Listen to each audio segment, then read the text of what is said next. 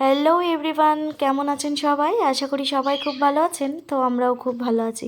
তো চলে এলাম ফির নিউ একটা ব্লগ নিয়ে। আমার বাডু সোনাটাকে দেখেছেন কিরম মন খারাপ করে শুয়ে আছে।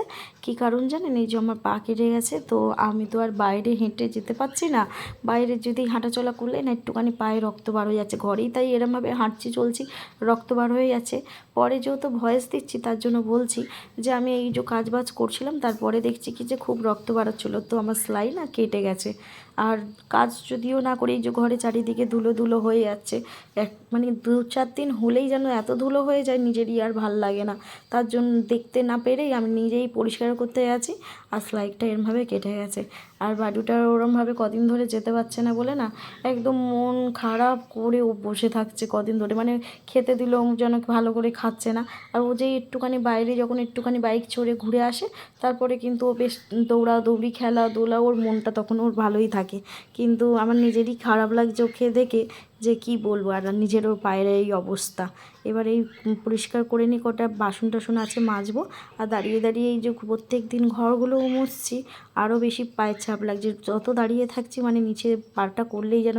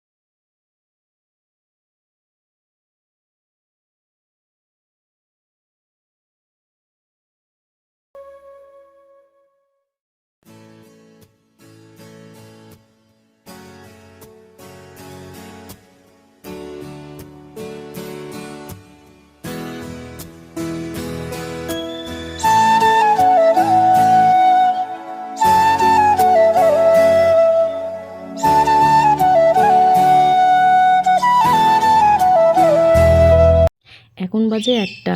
এই জন্য এই 3জন হচ্ছে আমার মুখের দিকে তাকিয়ে বসে আছে, কেন কি ওদেরকে খেতে দিতে হবে। তো 1টা বাজলেই ওদের খাওয়ার সময় হয়ে যায়, তখনই না মুখের দিকে তাকিয়ে থাকে। এখানে আমার সমস্ত কাজই হয়ে গেছে, বাসন মাজা, ঘরে রান্নাবান্না, এই যে আমাদের জন্য মাছের ঝোল আর ভাত করেছি, আর কিছু করতে পারিনি। আর ওদেরকে আজকে দই দিয়ে ভাত দেবো। তো দই দিয়ে ভাত তো সবাই ভালোই খায়, কিন্তু দুধ ভাতটা আর একটু বেশি ভালো খায় ওরা। স্টাউট তো একটু দই ভাত হলে তাও একটু ফেলে রেখে রেখে খায়, কিন্তু দুধ ভাত হলে বেশি ভালো খায়। এখানে ওদেরকে জল দিয়ে দিয়েছি, আর এই যে দানা খেতে দিয়ে দিয়েছি। আর এই পাশটা জানেন তো আমাদের না জল জমে গেছে, মানে আমাদের উঠোনটার মধ্যে জল জমেনি, আর রাস্তায় জল জমেনি। বৌদিদের ওই পাশটা আর আমাদের একটুখানি ওই পাশটা। তো এই জল জমে যাওয়া নিয়ে আমার প্রচণ্ড মাথার মধ্যে একটা চিন্তা এসে গেছে। সেটা হচ্ছে ওখানে একটা গন্ধরাজ লেবু আছে, আর হচ্ছে ফলসা গাছটা। তো ওই ফলসা গাছটাকে নিয়ে আমার বেশি চিন্তা। কেন ফলসা গাছটা মানে অনেক কষ্টেই ওকে বড় করছি, কেন জানি না। এখন ফলসা গাছ সেইভাবে দেখাও যায় না, ফলসাও দেখা যায় না। তো ওই গাছটাকে অনেক যত্ন করা হচ্ছে, মরে গেলে মনটা খারাপ হয়ে যাবে। আর এখানে মেন ব্যাপার কি, জল তো চলে যায় না, না জলটা জমে থাকে। জমে থাকে বলেই জলটা পচে যায়, তখনই গাছগুলো মরে যায়, এই জন্য। তো ওখানে মাছটাকেও খেতে দিয়ে দিয়েছি। এখানে আমারও স্নান করা হয়ে গেছে। এসে চুলটা ভালো করে, চুলটা আঁচড়াতে পারি না বলে না পুরো চুলে জটা ধরে যাচ্ছে। তো এখানে ভালো করে একটুখানি কোনো রকমের চুলটা আমি আঁচড়িয়ে নিলাম। তো আয়ানও পড়তে গেছিলো স্কুল থেকে এসে, তো আয়ানও চলে এসছে। বাচ্চাটা একা একা স্কুলে যাচ্ছে, স্কুল থেকে আসছে, আর পড়তে গেছিলো, পড়ে চলে এসে এই যে সন্ধে হয়ে গেছে। তারপরে ব্লগটা আর কন্টিনিউ করতে হয় না, ওর পাপা এসছে বলে দেখুন ওরা কি আনন্দই রয়েছে। এবার পাপা এসছে অনেকক্ষণ পর, পাপাকে দেখছে, এটা আদর করবে, এখন কত কিছু করবে। তো আজকের এই মতন ব্লগ এতটাই। যদি ভালো লাগে তো একটা লাইক করে দেবেন।